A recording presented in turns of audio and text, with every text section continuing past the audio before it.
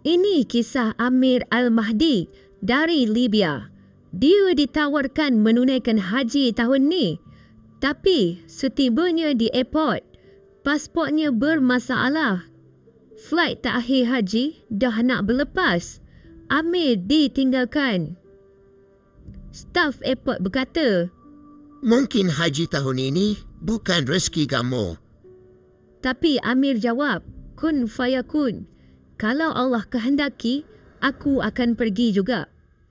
Dia tetap tunggu di situ, tak berganjak.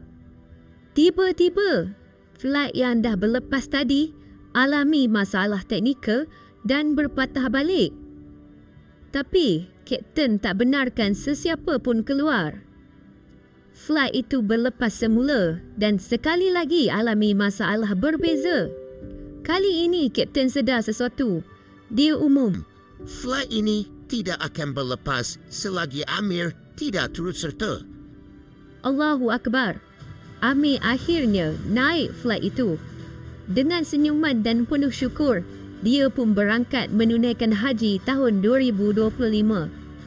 Moralnya dekat sini, bila Allah berkehendak, maka jadilah ia. Kun fayakun. Begitulah kuatnya tawakal seorang bernama Amir Al-Mahdi. Jadi, apa pendapat korang? Boleh komen di bawah.